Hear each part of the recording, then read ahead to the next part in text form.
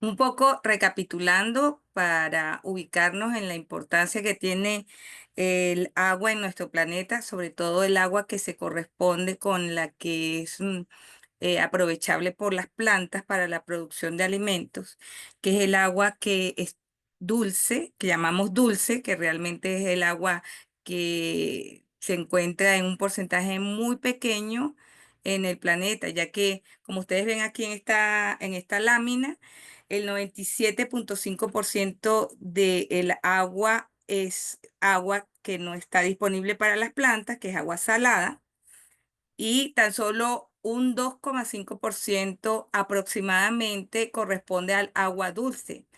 De ese 2,5% de agua dulce que tiene nuestro planeta, casi el 31% de esa agua está congelada, que no, o en agua subterránea, que no son aprovechadas por las plantas. Y las plantas pueden aprovechar el agua que proviene de la lluvia o de lagos y ríos que se utiliza para regadíos, y esa corresponde a aproximadamente un 0,2%, 0,3%. Entonces es muy poquita el agua que tenemos disponible para regadíos, para producción de alimentos, ¿sí? De allí, pues que yo quería volverles a recordar esta lámina porque tenemos disponible para las plantas un porcentaje muy pequeño de agua que hoy en día, muchos de esos ríos y lagos están contaminados, lo que significa que tampoco es accesible para la producción de alimentos. Entonces, ese porcentaje se reduce aún mucho más. También recordar que el ciclo del agua pues comienza con un proceso de evaporación, que puede ser evaporación y transpiración de las plantas, el término se conoce como evapotranspiración, cuando ocurre a nivel de plantas, pero también un proceso de evaporación de los lagos, de los ríos, en el mar. Toda esa agua que se evapora o se transpira de las plantas y de los seres vivos, se empieza a condensar y las nubes, una vez que se cargan de suficiente humedad, vuelven otra vez a caer en forma de precipitación o de nieve. Entonces, el ciclo del agua es un ciclo continuo. Mucha de esta agua que cae en forma de lluvia o de nieve, cuando se derrite, en el caso de la nieve, hay escurrimiento hacia lagos y hay percolación a través del suelo y se infiltra hasta llegar a cubrir lo que llamamos el manto freático o los acuíferos. En el mejor de los casos, esta agua es bastante limpia, ¿sí? Pero muchas veces el agua que está a nivel de lagos y ríos, pues tiene un proceso de contaminación que es muy difícil de mejorar o de recuperar. Entonces, mucha del agua que se está utilizando hoy en día para el riego de los cultivos es agua que proviene de lo que llamamos pozos. Y esos pozos vienen de acuíferos. Esa agua viene de acuíferos o de manto freático, o de aguas inferiores, ¿no? Que no son superficiales, pues subterráneas. Entonces, el agua del planeta Tierra puede venir eh, directamente de las lluvias o cuando la extraemos nosotros a través de los pozos del agua subterránea, ¿no? Entonces tenemos agua que viene por adición en forma de lluvia o de nieve, y otra agua que se sustrae de nuestro ecosistema, que puede ser por percolación, lavado, drenaje, y el agua que es absorbida por las plantas a través de las raíces, que se encuentra en la forma de solución a nivel del suelo. Entonces, bueno, aquí es un resumen también de cómo se va manejando el agua en nuestro planeta, en nuestro ecosistema natural. Y el agua que se transpira o evapotranspira de las plantas y del suelo. Un poquito también para conocer a nivel de estructura de suelo y de manejo del agua en el suelo, tenemos que hacernos varias preguntas, ¿no? Primera sería de qué factores depende el nivel de almacenamiento del agua que está en el suelo, cuáles serían esos factores. Otra pregunta importante es cómo toma la planta esta agua que se encuentra en el suelo, cuál es de esa agua está disponible para las plantas y cuál es la forma como se maneja o se mueve el agua en el suelo. Entonces, lo primero que tenemos que entender es que el suelo es un medio que es muy complejo, como ya les he venido diciendo en anteriores intervenciones mías en las clases. El suelo no lo podemos ver como una estructura física y química, sino que también es biológico, porque hay muchos microorganismos que se encuentran viviendo a nivel del suelo. Y además, además esa heterogeneidad que tiene el suelo, y de esas propiedades físicas y químicas o biológicas, también existe una parte de este suelo que contiene aire. ¿Sí? Que es importante que exista, porque como les digo, el suelo es un organismo vivo. Se le dice que es un organismo vivo porque tiene muchos microorganismos que hacen interacción a nivel de suelo, planta o suelo, atmósfera. Entonces tenemos que tomar en cuenta siempre que existe una complejidad a la hora de evaluar cómo se va a mover esa agua a nivel del suelo y de la planta.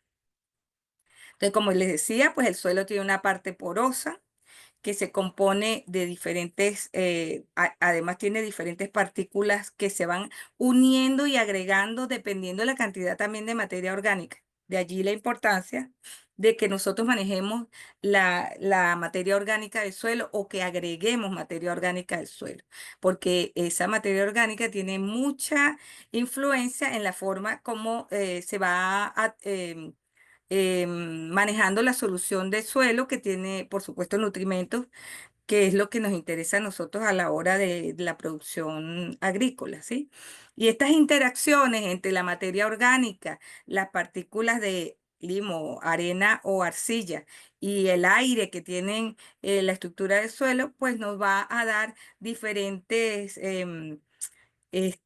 composiciones de suelo y diferentes formas de cómo se va a mover el agua en este tipo de suelo, diferentes tipos de suelo, ¿ok?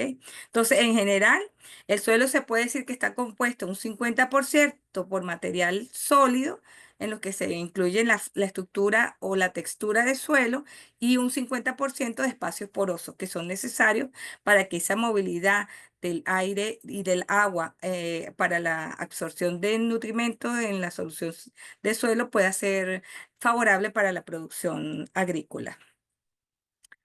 Es importante que empecemos nosotros también a conocer términos o conceptos que son de suma importancia cuando estamos estudiando suelos y la forma como se mueve el agua a través del suelo, ¿sí? El primer término o concepto es el de saturación, ¿sí? Saturación de suelo. Otro es el de capacidad de campo. El otro es el de punto de marchitez permanente. Y otro concepto que tenemos que conocer es la humedad aprovechable. Ahorita que tenemos, por cierto, a nivel del planeta Tierra, gran información de deslaves, de inundaciones, de procesos que están ocurriendo en diferentes partes del mundo, tenemos que conocer qué significa cuando un suelo está saturado. ¿Y por qué es importante saber si un suelo está saturado? Es porque cuando ocurre la saturación del suelo, significa que el agua desplazó todos los espacios de aire que habían en la estructura del suelo y se llenó, y significa que ese suelo empieza a encharcarse. Cuando empieza a encharcarse, el agua empieza a correr, sí, y más si hay inclinación, sí, si la pendiente, a medida que la pendiente es mayor, es peor, es decir, las escorrentías superficiales del agua agarran unas velocidades impresionantes y van arrastrando consigo todo lo que está por delante, ¿sí? Cuando hablamos de ese tipo de saturación de suelo, sobre todo en zona de montaña, es un peligro inminente en caso de que hayan población en la parte baja de la montaña, porque el suelo va perdiendo su estructura, se desestabiliza y empieza a disgregarse o a correr con la escorrentía superficial del terreno. Entonces, de allí la importancia que nosotros también podamos ir evaluando. Estoy hablando que a nivel de cultivos es importante conocerlo porque las plantas no pueden sobrevivir en suelos anegados. Es decir, las raíces de las plantas requieren oxígeno. Pero como seres humanos también tenemos que tener cierto conocimiento de esto porque nos puede indicar que puede haber un peligro inminente, sobre todo dependiendo de dónde nos encontremos ubicados, ¿no? Como les digo, cuando los suelos están saturados y corre el agua por la superficie de una montaña que tiene una inclinación o una pendiente, va arrastrando todo lo que está allí, bien sea capa vegetal, e incluso más suelo, y es lo que se conoce como las vaguadas, hace poco ocurrió algo en España también, donde hubo inundaciones y la pérdida de la estructura es completa porque arrastra no nada más la capa vegetal, sino también parte del suelo que se encuentra saturado y que pierde la estructura. El suelo pierde estructura y por supuesto es arrasado por la velocidad de la escorrentía superficial o de las aguas superficiales. Entonces, vamos a ubicarnos en el proceso de producción de alimentos, ¿ok? Procesos agrícolas. En procesos agrícolas, un suelo saturado es, es un indicador es una alarma roja para nosotros. Es decir, cuando el suelo ya está saturado, significa que se llenaron todos los espacios porosos del suelo y que esa agua va a ir moviéndose de diferentes maneras. Una es por escorrentía, como le digo, superficialmente. Cuando el agua corre superficialmente, pues hay un riesgo muy importante de erosión, ¿sí? Que va perdiendo la capa. Los primeros 20 centímetros de suelo, como vimos en la clase anterior, son los 20 centímetros con mayor cantidad de materia orgánica, de elementos nutritivos. Esa prácticamente se pierde cuando hay escorrentías superficiales por anegamiento, ¿sí? La otra consecuencia para los cultivos es el tiempo de duración, ¿sí? Porque en suelos saturados, donde la saturación, en suelos donde ocurra por un tiempo prolongado, empiezan a sufrir las raíces por falta de oxígeno y esa disponibilidad de oxígeno para las plantas es fundamental y además para los microorganismos del suelo. ¿Qué empieza a suceder allí en la descomposición de, de algunos elementos que están en el suelo y también descomposición de microorganismos, lo cual empieza a ocurrir ahora una fase de aeróbica, pasa a anaeróbica y empiezan a emitirse gases de efecto invernadero como el metano? Esos suelos que cuando ustedes ven anegados y empieza a oler como a vertedero, ahí ya hay un proceso de emisión de metano y de gases de efecto invernadero que está poniendo en riesgo el cultivo y no nada más en riesgo por la falta de oxígeno para las raíces del cultivo, sino también un riesgo elevadísimo de enfermedades que generan normalmente marchitez y pudrición de las raíces del cultivo. Entonces, fíjense que en suelos saturados, pues lo ideal, si sabemos, si conocemos la climatología de la zona donde estamos realizando los cultivos, entonces es importante tener presente que si en algunas épocas del año ocurren anegamientos, sembrar utilizando sistemas de drenaje para evitar precisamente esto.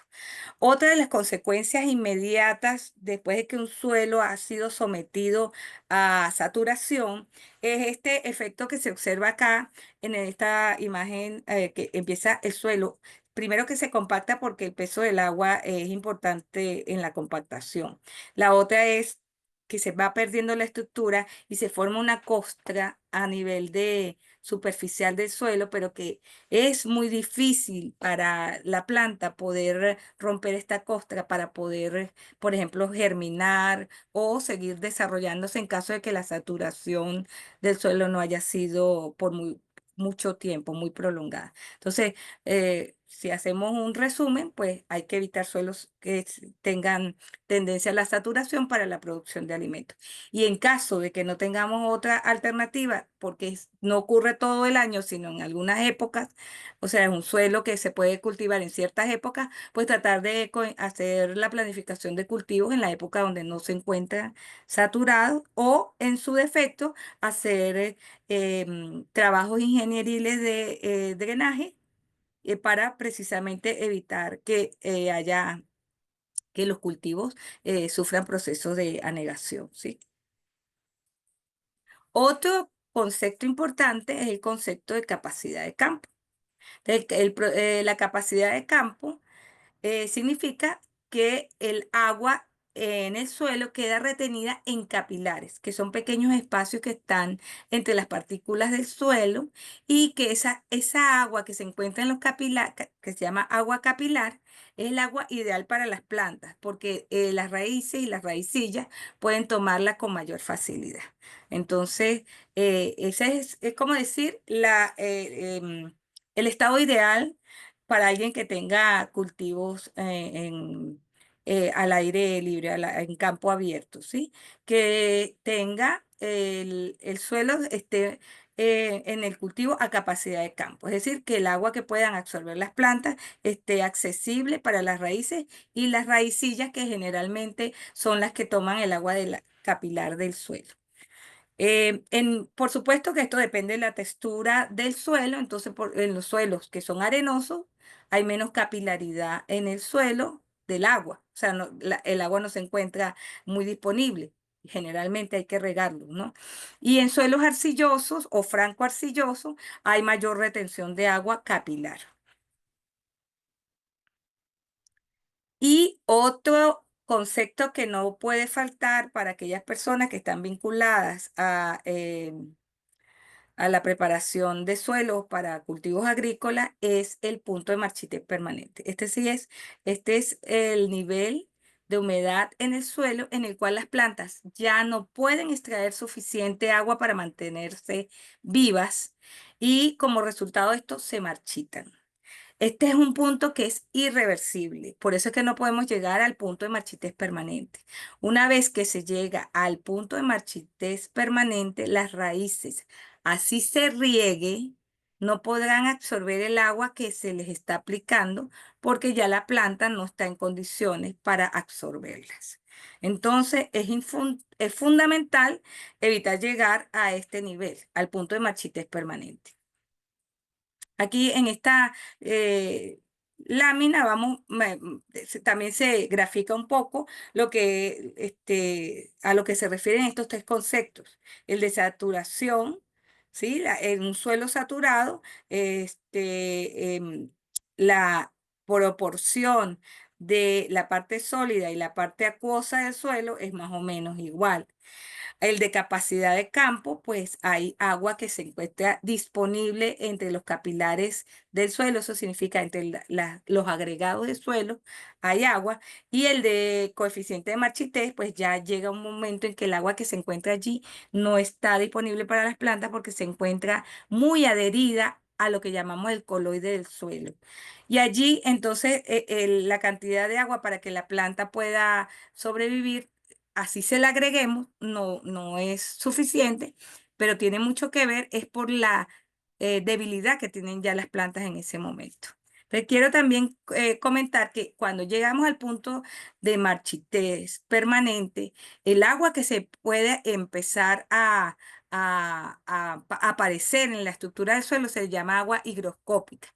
El agua higroscópica ya es un agua que las raíces no la pueden tomar ni las raicillas la pueden tomar, a diferencia del agua capilar, que es el agua que está disponible para las plantas. Esto los que estudian química de suelos entienden muy bien esto porque el suelo, por ser un coloide que tiene una gran cantidad de partículas negativas y positivas, o sea, en el suelo hay un complejo de coloides que interactúan de una manera tan intensa que en el caso de lo que llamamos el agua capilar, que es la que está accesible para las plantas, el proceso que ocurre allí se le conoce como ósmosis, ¿sí? Y es ese proceso en el que el agua del suelo puede pasar a la parte interna de la raíz, ¿ok? A diferencia del agua higroscópica que se encuentra tan adherida al coloide del suelo que la planta ya no va a poder hacerlo ni siquiera por el proceso conocido como ósmosis. Yo no sé si alguno de ustedes ya ha visto, conocen algo de la química de los suelos, pero esto es un proceso pues que que los químicos deben conocer muy bien, porque a nivel de captación de agua y el proceso de movimiento de agua, no nada más en el suelo, sino en todo nuestro planeta, pues es un proceso que tiene mucho que ver con la bioquímica, con los ciclos biogeoquímicos también, que nosotros ya hemos visto en anteriores clases, ¿sí? Entonces, un poco resumiendo, optimización de la captación del agua en los sistemas agrícolas. Recordar que para que la planta tome el agua del suelo, debe existir agua capilar, no agua higroscópica. Cuando llegamos a punto de marchitez permanente, por mucha agua que volvamos a aplicar, ya las raíces de las plantas no tienen la fuerza, ni siquiera por el proceso de ósmosis para absorber el agua o los nutrientes que están en el suelo. Otro aspecto importante recordar que el suelo está formado por agregados o por coloides que contienen materia orgánica, aire, bacterias, hongos, agua retenida de forma capilar e higroscópica. Es un agregado que tiene además arcilla. Tenemos, o sea, el suelo es complejo, no lo podemos ver como solamente un sustrato por donde las raíces se van moviendo, sino que existen diferentes tipos de interacciones y que tenemos que estar de conocimiento de todas estas cosas, ¿sí? Entonces, como les decía, hay varios movimientos del agua. Uno es el movimiento capilar, que les digo que puede inclusive moverse desde la parte de abajo, ¿sí? Por ejemplo, cuando el nivel freático, eso significa, nivel freático significa que las aguas superficiales están elevándose, son altas, y entonces por ascensión o por capilaridad, las plantas pueden lograr tomar agua de aguas subterráneas o de suelos que tienen niveles freáticos altos, ¿ok? Ese movimiento capilar del agua es también en algunos casos, en algunos lugares, a veces casi no hay necesidad de regar y los productores agrícolas pueden sembrar en épocas que ellos conocen cómo se van moviendo esas aguas de capilaridad del suelo, por capilaridad, y entonces no tienen necesidad de regar, ¿sí? Porque las mismas raíces se van extendiendo en el suelo para buscar la humedad. Además, acuérdense que la planta no nada más tiene raíces principales, una principal y diferentes raíces secundarias, sino las raicillas de esas raíces secundarias que tienen unos pelos radiculares que tienen una potente absorción, son potentes absorbiendo aguas capilares del suelo.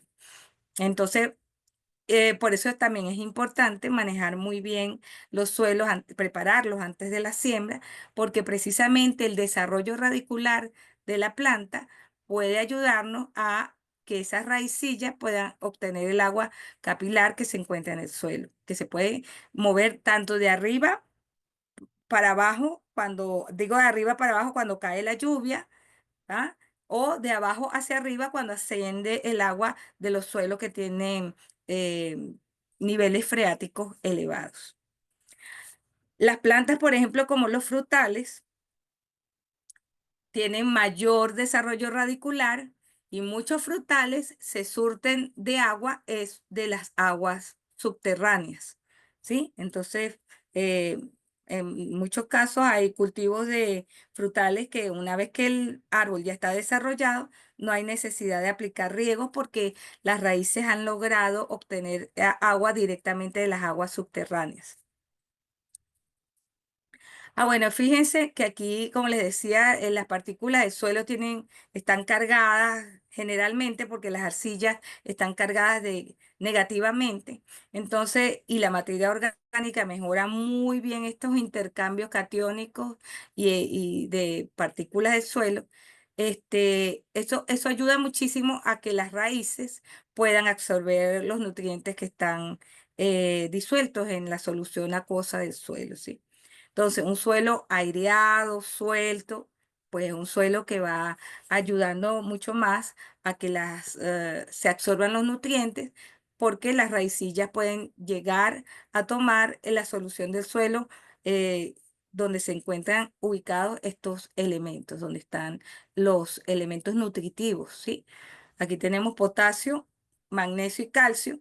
que tienen carga positiva y se van adhiriendo a las partículas del suelo que son generalmente tienen cargas negativas. Otra forma de optimizar el recurso agua a nivel de suelo es utilizando micorrizas, que también yo les he hablado anteriormente de las micorrizas, que son los hongos benéficos que se asocian a las raíces de las plantas y mejoran la absorción de agua y de nutrientes. Recuerden que las micorrizas o el hongo que se asocia con una raíz actúa como un extensor de raicillas, porque las hifas del hongo, que son las extensiones del hongo, penetran en la raicilla de las plantas y hacen el intercambio de elementos del coloide o de las partículas del suelo hacia adentro de la planta. Entonces le facilita a la planta pues la absorción de nutrimentos. Aquí le está esta lámina que me pareció bastante interesante, que es en un sistema de cultivo. Observen ustedes que cuando cae lluvia o la precipitación, el agua va infiltrándose, ¿sí? Dentro del perfil del suelo. Entonces, en los primeros 20 centímetros hay humedad. Observen, hay bastante humedad, pero las raicillas se van desarrollando a lo largo de todo el perfil, dependiendo de la profundidad de suelo de la que estemos, con la que estemos tratando, y el agua gravitacional empieza a percolarse o a descender, dejando en la parte superior del suelo menos humedad, ¿ok? Entonces, esta agua va bajando. eh, Humedeciendo todos los capilares o espacios vacíos que tiene el suelo, espacios de aire, los va llenando. ¿Sí? Al mismo tiempo ocurren otros procesos que no podemos obviarlos, ¿sí? Porque hasta para planificar el sistema de riego y planificar los regadíos, nosotros tenemos que conocer cuánto es la transpiración de las plantas. Cada cultivo tiene un coeficiente de transpiración, ya está estudiado y está definido. Cuánto es la evaporación de esta humedad, dependiendo de la temperatura, por supuesto. Y todo esto va influyendo en cómo el agua que es gravitacional va percolando hacia abajo y llega un momento en que esa agua gravitacional alcanza lo que llamamos el manto freático, que son las aguas superficiales, ¿sí? Entonces vean ustedes que em, una vez que se va pasando el agua en el perfil del suelo, nosotros llegamos a lo que es beneficioso para cualquier cultivo, que es llegar a la capacidad de campo, ¿sí? En esta, en la, el efecto que pueda tener, fíjense, cuando hay un proceso de evapotranspiración muy elevado, a veces hay que tener mucho cuidado porque el regadío, aunque se vea húmedo a nivel de suelo, todavía podemos tener procesos que pueden llevar al punto de marchitez permanente cuando tenemos elevadas temperaturas, cuando tenemos gran cantidad de viento. El viento más la temperatura elevada hace que haya mucha evapotranspiración. Y esto es un proceso que debemos evaluar. Para todo eso existen ya equipos, ¿sí? Equipos, la tecnología nos ayuda mucho hoy en día. Por supuesto que en algunos lugares de nuestro planeta todavía hay gente que no tiene tecnología para evaluar la evapotranspiración en el momento preciso, en un momento determinado. Pero los indicadores de la planta empieza, a pesar de que hay humedad en el suelo, se ve como llegando a no tener turgencia, sobre todo las hojas, las más jóvenes. Entonces allí eso es un indicativo que tenemos una alta evapotranspiración o altas temperaturas. Entonces, ahí hay que aplicar riego así se vea un poco húmedo en algunas partes del cultivo. Bueno, el punto de esta lámina es que tiene todo el proceso del movimiento del agua en un cultivo en particular, tomando en cuenta que hay evaporación y hay transpiración en todo el proceso.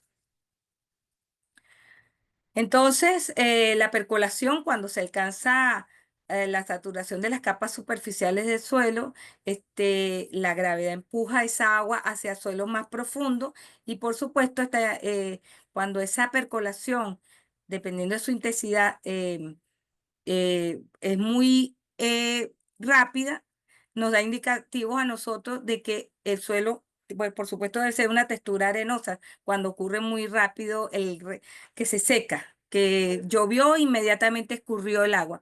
Esos son suelos generalmente arenosos. Cuando el suelo es muy arcilloso, es mucho más lento e incluso puede haber cierto nivel de aguachinamiento en el suelo. Entonces, dependiendo de la textura que tengamos en los suelos, nosotros vamos a ir evaluando nuestros sistemas de riego, si es necesario, o de drenaje, también en caso de que haya un proceso muy prolongado de estancamiento de aguas.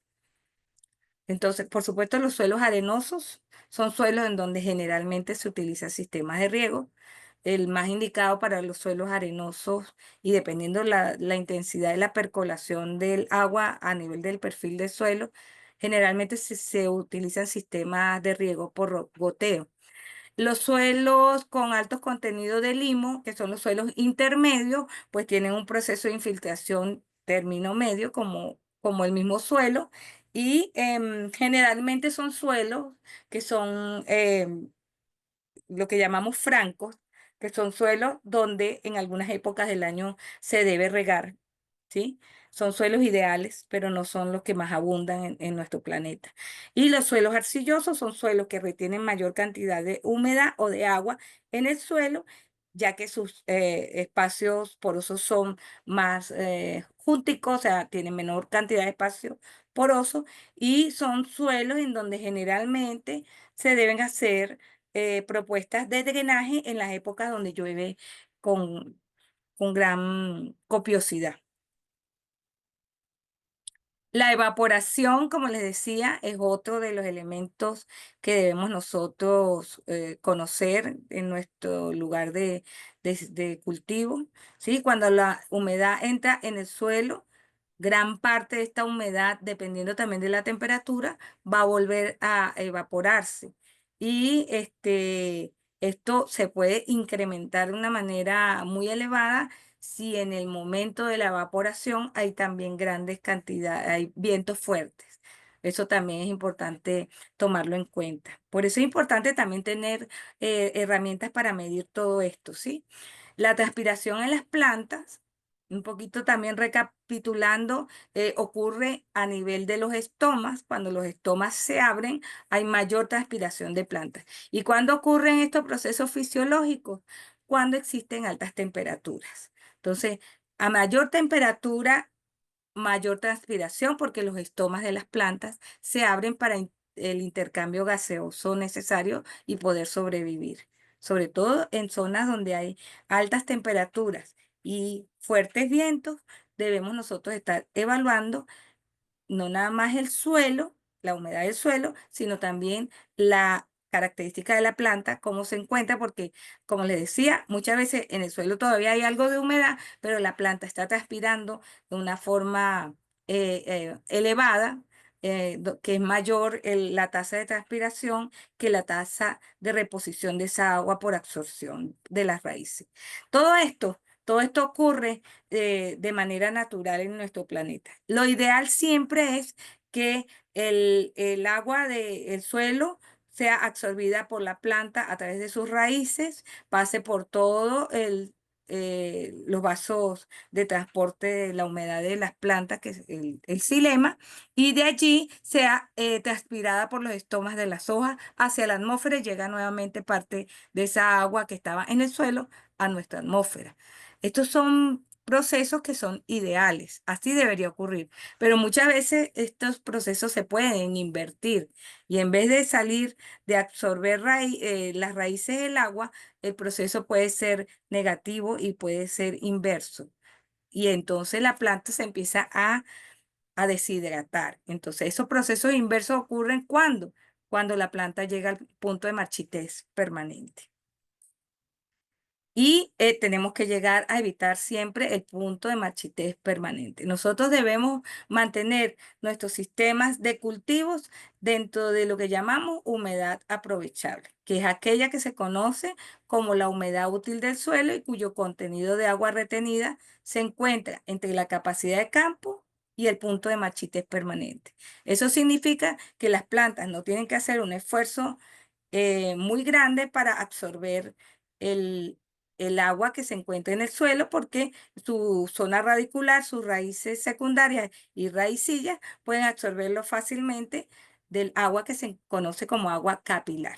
¿Ok? Entonces nosotros debemos tratar de llegar siempre a mantener lo que llamamos la humedad aprovechable en el suelo. Todos estos procesos se pueden modificar dependiendo del tipo de suelo. En suelos arcillosos es mayor la cantidad de humedad aprovechable que en los suelos arenosos, ¿sí?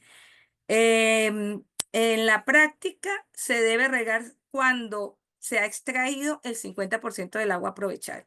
Y esto, pues nosotros tenemos que siempre estar apoyándonos en, sobre todo aquellas que personas que no son muy, que no tienen mucha experiencia a nivel de campo, tienen que apoyarse en la tecnología para poder evaluar humedad del suelo, humedad en planta y la humedad medioambiental, la temperatura, la velocidad del viento. Es decir, para eso tenemos mucha tecnología hoy en día, estaciones meteorológicas que son bastante compactas y que pueden medir casi que todo en un solo equipo o aparato. Pero el fundamental para conocer la humedad del suelo se le conoce como tensiómetro. Sí, es el que mide la humedad que se encuentra disponible en en el suelo, en la solución de agua en el suelo. Generalmente no, la presión siempre va a ser negativa, por eso les di en la gráfica que les dije que lo ideal sería que la tensión negativa se maneje de abajo hacia arriba porque las raíces deben absorber el agua para finalmente las hojas de la planta puedan transpirarla. Eso sería lo ideal, no al revés, no que la planta se deshidrate y bote el agua de su estructura hacia el suelo, sino que sea como generalmente ocurre, que es de las raíces hacia las hojas, ¿ok? Y se mide en el suelo, a nivel del suelo, se mide con este equipo que ustedes están viendo aquí, que se conoce como tensiómetro. ¿Qué hacemos cuando nosotros tenemos suelos como este que está acá, que posee gran cantidad seguramente un suelo con alto porcentaje de arcilla y tiene en algunas épocas una lámina de agua permanente? Pues vamos a tratar de aplicar los principios de la agroecología, que son utilizar cultivos adaptados a la zona, ¿no? Entonces, cultivos adaptados a las inundaciones o que mantengan buena parte de su desarrollo como planta durante procesos de anegamiento o eh, que no haya aireación en suelo. Pues el cultivo de arroz es el más conocido, ¿sí? Entonces, ir adaptándonos a nuestra agroecología, lo que está disponible, eso en caso de que no se puedan hacer infraestructura de drenaje, porque estos suelos se pueden manejar de manera agrícola aplicando técnicas de ingeniería, que son los drenajes, manejando la hidráulica del suelo. ¿Ok? Entonces, si no tenemos cómo hacer proceso trabajar eh, de una manera tan didáctica o adaptada al cultivo, entonces vamos a tener que ir cambiando el cultivo a uno que se adapte más a zonas de exceso de agua. Eh, Caso a nivel de nuestra historia, pues uno de los que más llama la atención y sigue llamando la atención es las chinampas. En la agricultura prehispánica de Mesoamérica, estos aztecas y mayas eran excelentes haciendo o construyendo esas islitas a orillas de los ríos y de los lagos donde todavía hoy en día se cultivan algunos tienen cultivos hoy en día todavía sobre todo de hortalizas, ¿no? Estas plataformas se iban fijando con ramas de árboles y las iban cubriendo con parte de ramas y de hojas y de tierra, iban mezclando todo esto, iban haciendo una especie de islas en donde se iban sembrando en la medida que se iban inundando las zonas donde ellos se encontraban ubicados, ¿no? Entonces, esto para mí sigue siendo algo genial, algo digno de seguir manejando. Hay otros procesos en donde la deficiencia del agua es necesaria para que ocurra en procesos agrícolas, me refiero yo. Es necesario, por ejemplo, en el cultivo de algodón, para que el algodón se pueda cosechar de manera más limpia, donde no haya necesidad de aplicar defoliantes para la cosecha de la mota de algodón, pues los agricultores los empiezan a sembrar a medida que, para que se coseche ya en la salida de lluvia. Es decir, que la planta se mantenga bajo un estrés de déficit de agua para poder cosechar la mota de algodón. Una vez que la planta, por fisiología natural, las plantas pierden las hojas para poder evitar la transpiración. Entonces, una forma natural de defoliación sin necesidad de aplicar químicos. Es el proceso fisiológico de las plantas. Cuando ustedes observan que una planta empieza a perder las hojas, está entrando en el punto de marchitez permanente. El primer aspecto fisiológico es que la planta empieza a marchitarse y después se seca, las hojas caen y allí, entonces, en el caso del cultivo de algodón, solo queda la mota, que es lo que al agricultor le, le sirve para poderla llevar a la agroindustria. Y recuerden que en algodón, la mota, mientras más limpia, mejor pagan la mota de algodón. Si la mota de algodón está manchada, y la mancha se puede dar por humedad y se puede dar por insectos, o sea, algún insecto que la pueda afectar. Entonces, eso tiene un valor a nivel de mercado mucho menor. Otro aspecto que tenemos que tener muy presente, sobre todo cuando hablamos de humedad en el suelo, es que existen unos procesos que son necesarios para que estén accesibles los nutrimentos que las plantas toman del suelo.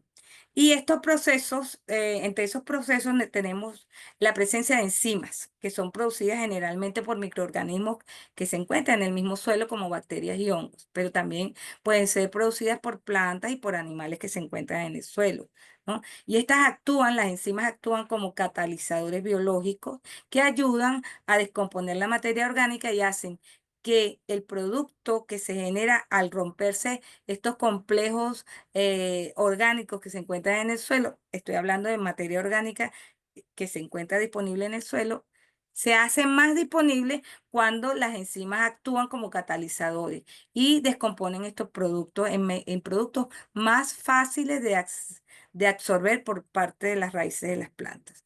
Por ejemplo, esto es un indicador que se utiliza mucho para medir la salud de los suelos y es necesario para que esto ocurra, para que haya enzimas en el suelo que hagan su trabajo, se necesita humedad.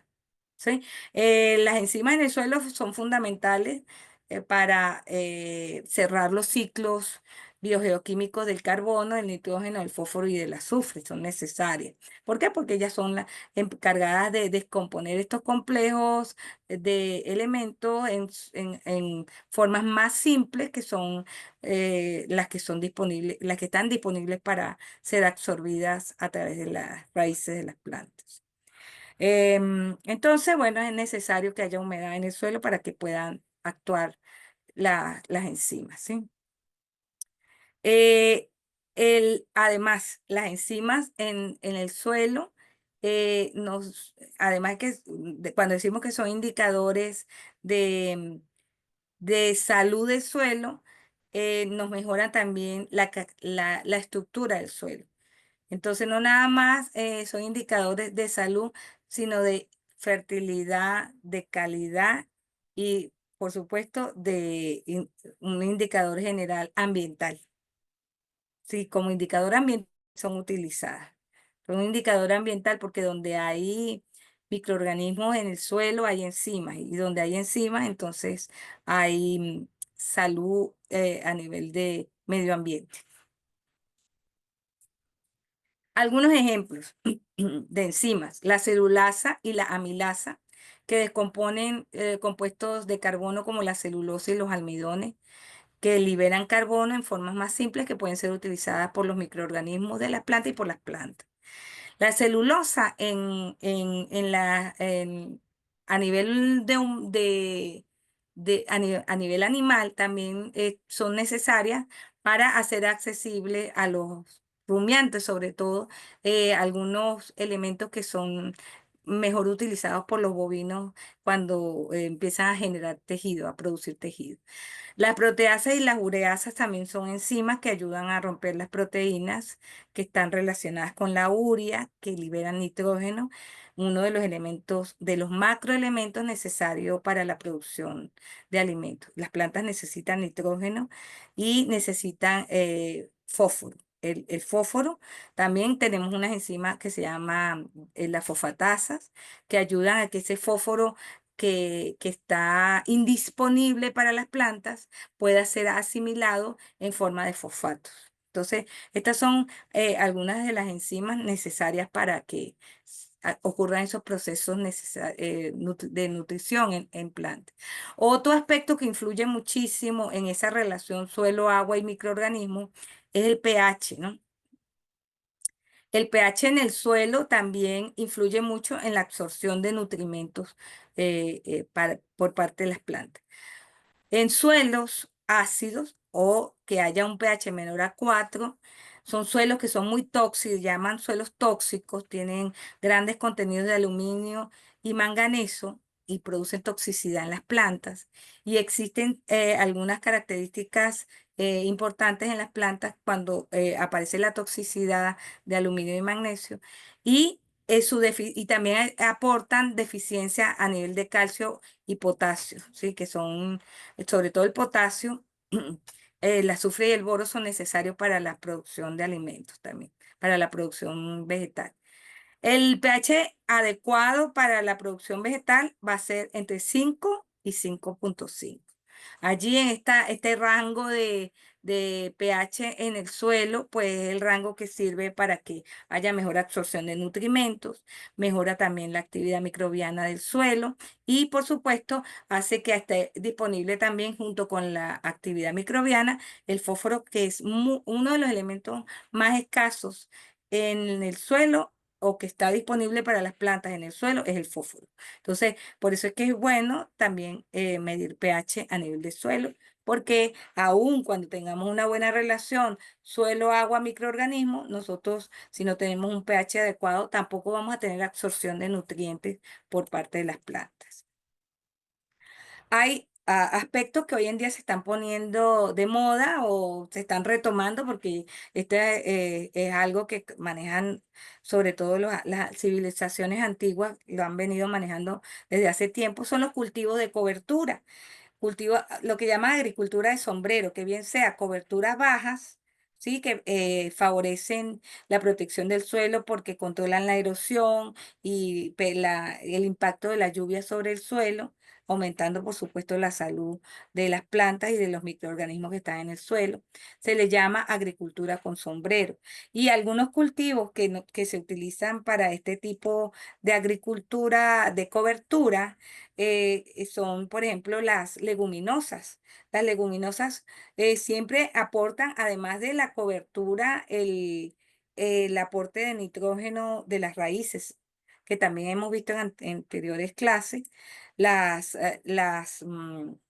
coberturas a base de este tipo de leguminosa, aquí el ejemplo que tenemos es carnavalia, es que tienen una doble función. Por ejemplo, en este caso pueden ser utilizadas el grano como para consumo humano o para consumo animal. Y además, pues hay una cobertura del suelo que protege de la humedad, o sea, de la evapotranspiración elevada maneja la humedad del suelo, mantiene el suelo a capacidad de campo y generalmente se asocia con cultivos frutales o con árboles, con silvocultura, que es el proceso de producción de ganadería con árboles y agricultura, ¿ok? Aquí hay otro ejemplo de maíz con cobertura de una leguminosa. ¿Ve? También se puede utilizar restos de cosecha para cubrir el suelo, evitar que esté descubierto para mejorar la estructura. Y también el uso de micorrizas, aplicarlas de manera intencional, ¿sí? Producirlas en forma en laboratorio, se pueden producir incluso en pequeñas parcelitas. Se aplican las micorrizas a las plantas, pues como ya les dije, tienen gran efecto en la absorción de nutrientes por parte de la planta, ayudan además a obtener agua y manejan la biodiversidad, mejoran la biodiversidad en el suelo. Entonces, el uso de micorriza también es otro aspecto que podemos utilizar para mejorar la humedad en el suelo. Aquí hay un ejemplo de unas plantas aplicadas, se les aplicó un tratamiento con micorriza y sin micorriza, y por supuesto el desarrollo de la parte aérea es evidente y en la parte subterránea a nivel de raíces también. Aquí en grama, fíjese, en una especie de grama también aplicando micorrizas mantiene mayor humedad a nivel de suelo. Y en conclusión, creo que voy bien en el tiempo, ¿sí? En conclusión, pues nosotros tenemos que tomar en cuenta diferentes aspectos a la hora de manejar el agua en el suelo, sobre todo cuando estamos comprendiendo esto como un sistema, como un organismo vivo en el cual hay una interacción con las plantas y para que haya eficiencia en la producción agrícola. Depende muchísimo de lo que nosotros estemos, cómo estemos manejando nuestro suelo y nuestro cultivo, ¿ok? Depende también muchísimo de los aspectos climatológicos, fundamentalmente de la temperatura, la precipitación y la velocidad del viento. Y también tenemos que empezar a manejar el conocimiento que hemos venido adquiriendo a lo largo de los años en aplicar técnicas agroecológicas como los cultivos de cobertura y el uso de las micorrizas y también utilizar las épocas de siembra adecuadas. Podemos manejar nuestros sistemas de cultivo en caso de que no podamos hacer infraestructuras de drenaje o de riego, aplicar las siembras en el tiempo en el que coincida con la época de lluvia y la cosecha ya en las salidas de la lluvia. Bueno, entonces, si tienen alguna duda, algún comentario, alguna intervención, comentario relacionado con esto.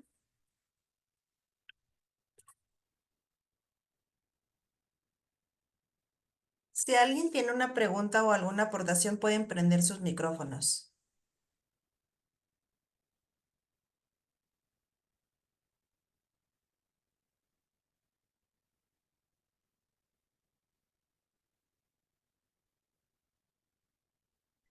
Pues no, Carmen, no tenemos preguntas ni aportaciones. Entonces, damos por finalizada lo que es la clase. No sé si quieras decir algo ya para despedirnos. Bueno, como les digo, el proceso el manejo del agua en los suelos es bastante complejo porque de allí depende mucho también la parte económica del proceso productivo de la producción de alimentos, ¿no? Nosotros en muchos casos, en muchos suelos, muchos países han tenido que invertir grandes cantidades de dinero en infraestructura de riego. Otros han tenido que invertir muchísimo en infraestructura de drenaje. Hay suelos que están altamente contaminados, que no hable el tema de la contaminación de los suelos, porque me quería enfocar más que todo en el proceso de cómo absorben los nutrientes las plantas. Y para que las plantas puedan absorber nutrientes, tenemos que tener un suelo sano. Si nosotros no tenemos el sustrato donde se van a desarrollar las plantas adecuado, nosotros no vamos a tener cultivos ni sanos ni económicamente rentables. Entonces, el manejo del suelo y del agua en el suelo, porque está comprobado que las plantas no absorben nutrimentos si no hay humedad en el suelo, pero esa humedad tiene que estar bien calibrada, bien valorada. O sea, no podemos nosotros tener un suelo que sabemos que puede llegar a estar sin agua por mucho tiempo y después pretender que las plantas, que la producción sea ideal o sea económicamente rentable si nosotros no hemos manejado la humedad en el suelo. Entonces, conocer el suelo es importante, conocer la planta, el cultivo es importante, conocer la fisiología del cultivo, conocer el estado, la climatología o las épocas del año en las que podemos utilizar o no utilizar el riego. Es decir, es complejo y para eso tenemos que conocer un poquito de todo. Entonces, bueno, esa era la intención de esta clase, que entendiéramos todos que el agua en el suelo por sí sola no funciona si no tenemos un sustrato que está sano, que es saludable.